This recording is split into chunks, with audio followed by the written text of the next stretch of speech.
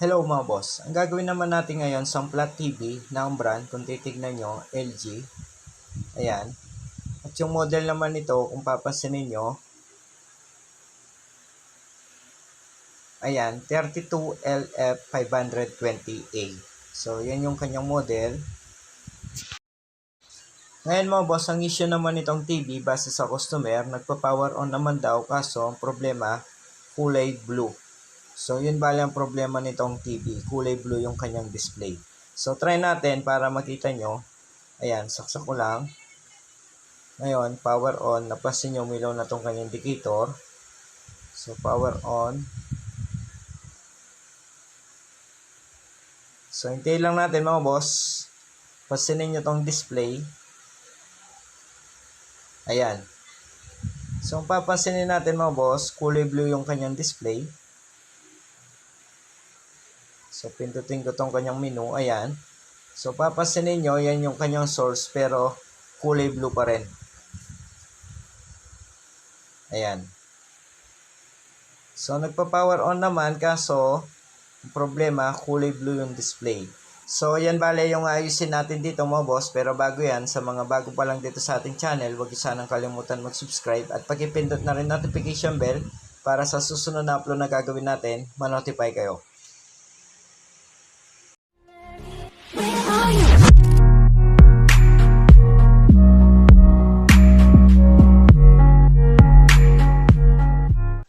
So, kung titignan nyo, bale nilagyan ko ng antena. Ayan, kung papansinin nyo, napakapangit tong kanyang display or kulay blue. Wala tayong nakikitang ibang kulay. So, sa mga ganitong issue, ang madalas na nagiging problema dyan, sasabihin na natin mga boss, yung mga backlight. So, yun bale yung unang i-check natin dito, itong kanyang mga backlight. So, buksan ko lang.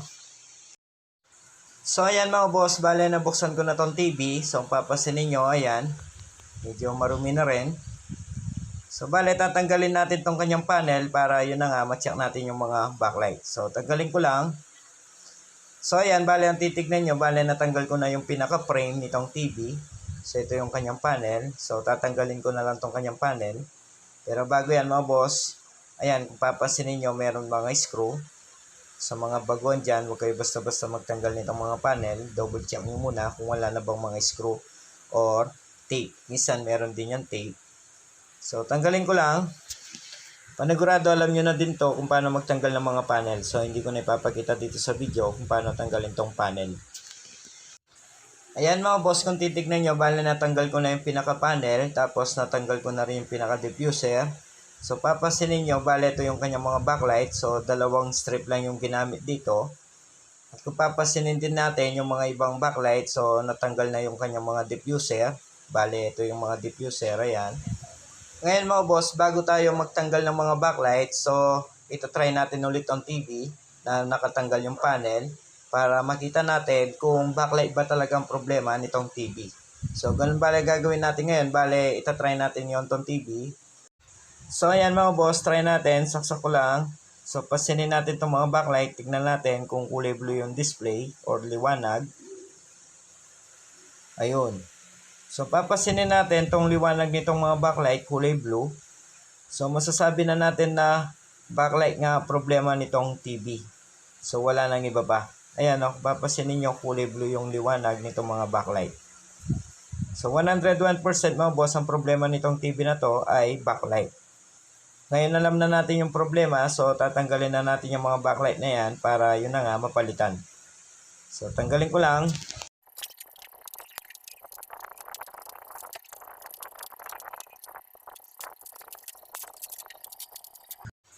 Ngayon mga boss, after natin matanggal yung mga backlight, ayan. So, dalawang strip lang yung ginamit dito sa TV na to na 32 inches. Ngayon, gagawin natin, so alamin na muna natin kung ilan ba yung voltahe nitong mga backlight. So, tignan natin kung 3 volts ba yung mga backlight na yan or 6 volts. Ayan mga boss, bale gagamit lang tayo ng backlight tester para malaman natin kung ilan ba yung voltahe nitong mga backlight na yan. So, power on ko lang itong backlight tester, ayan. So, importante kasi ito mga boss, kailangan na muna natin alamin kung ilan ba yung mga voltahe nitong mga backlight. So, try natin, ayan. Ayan mga boss, kung titignan nyo, umilaw tong isang ilaw na backlight. So nakita natin dito sa ating backlight tester ay 3.5 volts.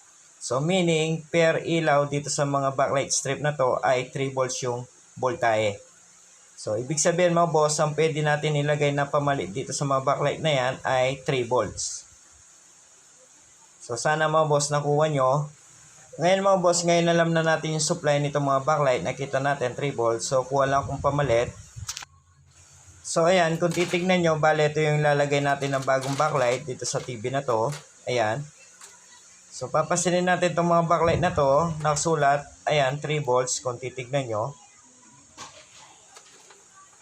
Ayan mga boss, kung nakikita nyo, 3 volts yung mga backlight na yan. So pwede natin ilagay yan dito sa TV na to. Ngayon mga boss, bale ilagay ko lang. So, forward ko na tong video para madali na tayo. So, lagyan lang natin ng double-sided tong mga backlight na yan para yun na nga, may dikit natin dito sa TV. So, forward ko na tong video. Panigurado, alam nyo na to mga boss.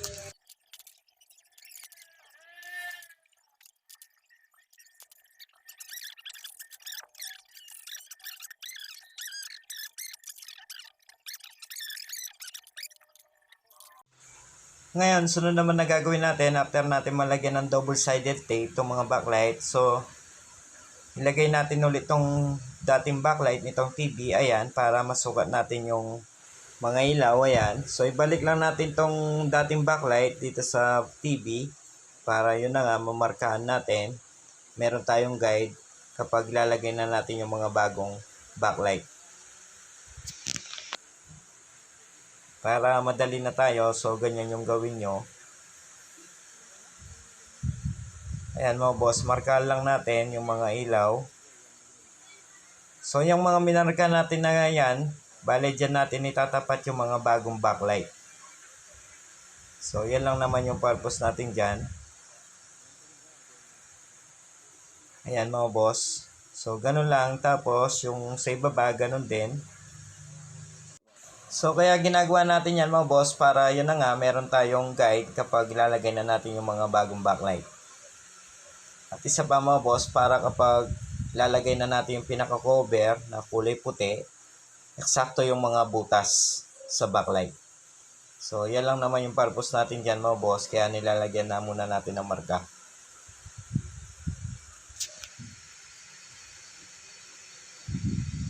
So ayan, kung titignan nyo after natin markahan itong mga ilaw nitong dating backlight, so pwede na natin ilagay itong mga bagong backlight. So yan bali yung mga guide natin kung saan natin ilalagay yung mga bagong backlight. Yung mga marka na yan mga boss. So itapat lang natin yan, tanggalin lang natin itong tape, yung pinakapapel, tapos saka lang natin idikit.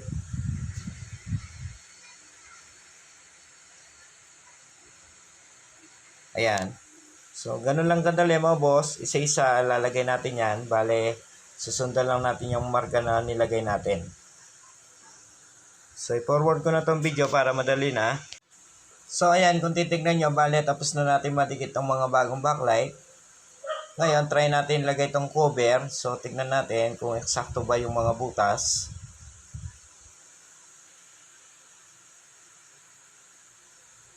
So, papansinin nyo mo boss, ayan, eksakto naman. So, yun bale ang purpose natin kung bakit natin nilagyan ng marka. Ayan. Ngayon, sunod naman na gagawin natin. So, i-wiring na natin yung mga backlight na yan. So, madali lang naman i-wiring yan mga boss. So, gawin ko lang, papakita ko na lang after kong ma-wiring. Kung titignan nyo, ayan, bale, tapos ko nang ma-wiring itong mga backlight. So, napakadali lang yung pag-wiring natin dito. Kung papansinin nyo itong mga pwesto nitong mga backlight, ayan, titignan nyo, mayroong positive, negative yan. Kung titignan natin dito, bale ito yung positive, tapos dito naman sa kabila, negative, tapos positive, negative, positive, negative, positive, negative, positive, negative, positive, ayan, negative, positive, negative, positive, negative. So, kung titignan natin mga boss, bale naka-series connection itong mga ilaw na yan. So, yung 10 ilaw na yan mga boss, bale naka-series connection dito sa dulo, bale kinalabasan, positive at negative lang. Bale ito yung positive yan, dito sa unang dulo, dito naman sa baba, ito naman yung negative. So, ganun lang kadali, walang kahirap-hirap mga boss, napakadali lang sundan. So, yan yung tinatawag na series connection. Bale, dyan tayo magtatap ng supply. Positive and negative. Ngayon mga boss, sunod naman na gagawin natin, bale, tatap na natin yung supply, bale, ito yung positive, ito naman yung negative. So, dyan lang tayo magtatap, ayan, positive and negative. So, bale, yung itatap natin dyan, kung titignan nyo itong wire na yan, ayan, so yung dating wire nitong TV, so black and red, yan bale yung positive and negative. So, yung black, itatap lang natin dito sa negative, tapos yung positive naman, kulay red, itatap naman natin dito sa positive nitong backlight. So, ganun lang kadali mga boss. So, gawin ko lang para makita nyo. Ayan, kung titignan nyo, bale tapos ko nang may tap itong supply dito sa mga backlight. So, negative, ayan, kulay black. Tapos, itong positive naman dito sa positive. So, ganun lang kadali. Napaka-simple mga boss. Ngayon, tapos na natin may tap yan, itong mga backlight. Supply. So, ito try natin. Tignan natin kung mag-on ba itong mga ilaw. So, saksak ko lang. Ayan.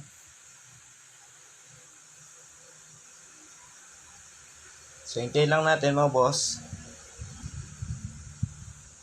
Ayun. So, kung titignan natin, kulay puti na yung liwanag nitong mga backlight. Hindi katulad kanina. Ayan. So, yung kanina kulay blue, yung liwanag. Pero ngayon, kulay puti na. Ngayon, after natin mapailaw itong mga bagong backlight, so, bale, sasara ko na yan. So, sara ko lang. Kung titignan nyo, ayan, bale, tapos ko nang may balik tong panel at may sara itong TV. So, ngayon, itatry na natin ngayon. Tignan natin kung nag-okay na ba itong display nitong TV after natin magpalit ng mga backlight. So, try natin mga boss. Saksak ko lang. Bale, ito yung kanyang power cord. Ayan. So, pasinin nyo itong kanyang display. So, tignan natin kung hindi na ba kulay blue yung kanyang display. Ayan mga boss, kung napansin nyo, meron ng kulay puti itong display nitong TV. Hindi katulad kanina. So, try kong pindutin itong kanyang input. Ayun. So, papansinin nyo ngayon mga boss, alos normal na yung display or kulay nitong TV. Unlike kanina, nung hindi pa natin inayos itong TV. So, backlight talaga ang problema nitong TV na to mga boss. So, lagyan ko lang ng antena.